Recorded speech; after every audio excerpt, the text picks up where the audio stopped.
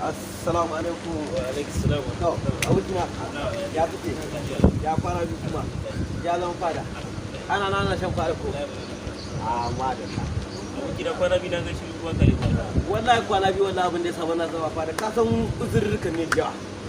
Shi yasa wallahi kawai kwana biyu na aljihu ta bana zawa da fada. Ka kun aida ana zawa da harkar tamu dai ana dan cika fada dai. Ko banza an dan shayi. Ko da wata cikin ce abokina ko wata samu da bada kare na zuwa fada. Na da ake soyayya. Wallahi to ni dai yanzu dai soyayyan ba dai kawai ne ce ma da aka ga tare ni ke Allah. Gaskiya ne yasa kwana biyu kun yi wani ce ko fada ba bizin iyali sai. Wallahi dole kwana biyu ku yi maraici na tun daga yomi ne kuma da na samu wata yan cika ne muna dan gaisa da shi yasa ko da shi da dan kira da dare irin wanda ta nake zuwa da mu da cika da shi da ni ce dai ga yadda ka take yawo ya ko ka zo nan babbar da a ba ga yadda ta kawai da cewa ta kawai san zan koma ma da rawa fara kama an daina ma zama ma san zan koma da rawa fara da inda ita dai mai fita shi gaskiya ya da ya hana ka zuwa fada ko dai kai ma dan ta ce za ku mana a'a ba an ce ba ku ni ma zan koma da ci dan saboda mi ka san harkokin ne mutum ya samu yar masoya ne zo na amma dai ka kira mun insha Allah ko zai karawa ya tara kuma tare da zuwa fada kenan bayan na take tare mana fada fada nan da kuma na bidiyo sai rage ba ta ciki a'a insha Allah kwantar da hankali fara ta tashi insha Allah daga yanzu zan faɗi magana kawai in rage zuwa ta je marar zai yi zuwa dan saboda kawai nika da wani ana cika fara ka san yin ana cika fara harkokin sun fita gaskiya ne fada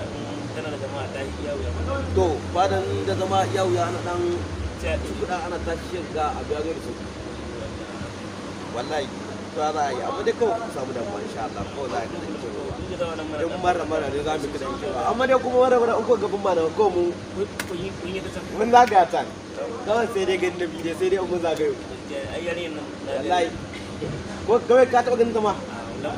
a to insha Allah abu ta kake da kawai ka kai ko da kai kawai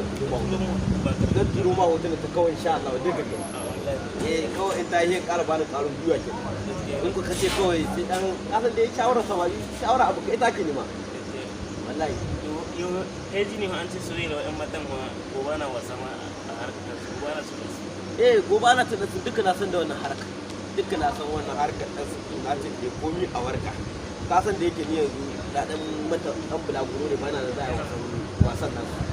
to amma dai sun ce kawai na yi warga sai warga komi da ta kashe za ta yi komi kawai ta yi warga kawai ta tuno mu ta kusa insha Allah ne kuma kawai zama za ta ji alaƙa zama ta da tsakin su sai ka tura mata da gurin ma na da yanzu ko ba ka ga yace mu ayo ai yanzu wannan gida ana gida ba da liberty da su to assalamu alaikum kaga zai na